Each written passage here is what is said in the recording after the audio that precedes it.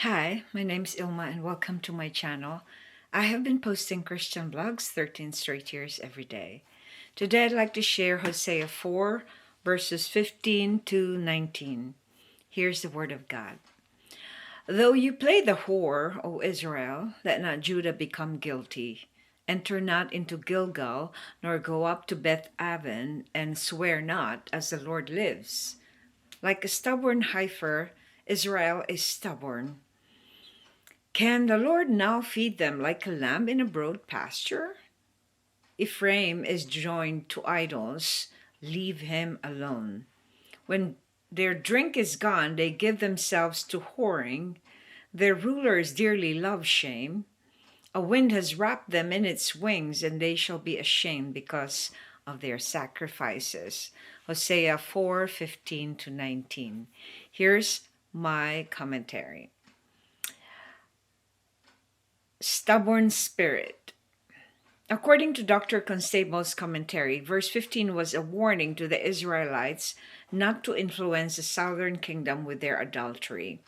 He also warned them not to go to the pagan shrines and take an oath in his name, since they did not really worship him. Gilgal and Beth-aven were representative pagan cultic sites mentioned in Hosea 9:15.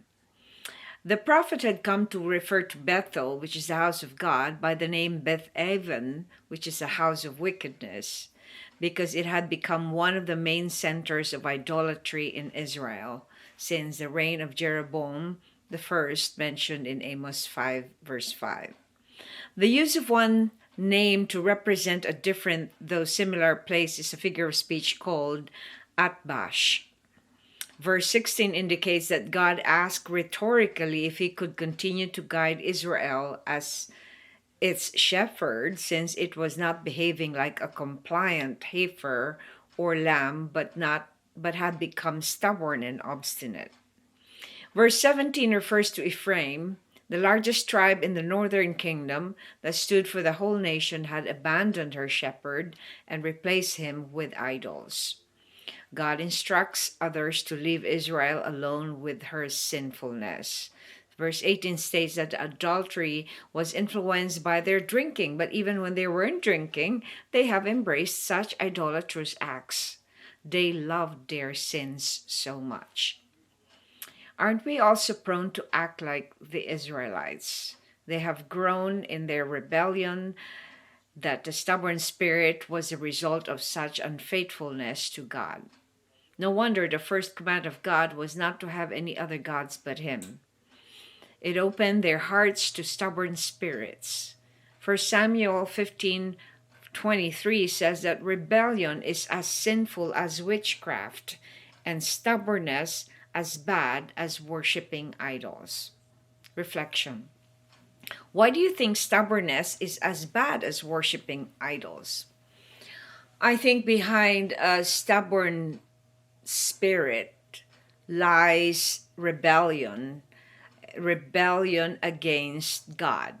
Okay, say sometimes we think they're rebelling against somebody else, but really it's a rebellion against God.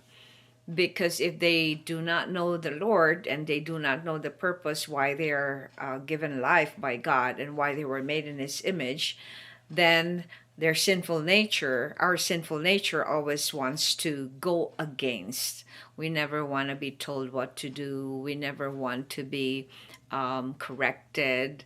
And that is the spirit of witchcraft. Because when you start rebelling, it's a form of witchcraft.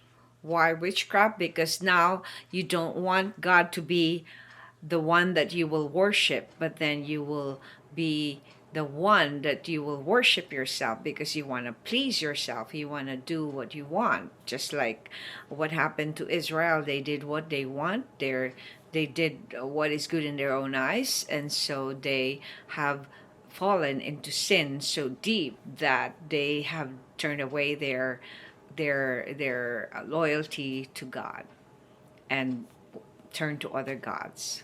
Thanks for watching. I hope you check my website at ILMA'S.com for artworks, photographs, and a copy of this blog. Please subscribe to my channel on YouTube so I could make more videos and give you the Word of God. And if you haven't already, check over 4,000 videos I've done over the years I've been doing this daily. Just type on YouTube or Google search ILMA'S Poem Devotional. Have a wonderful day.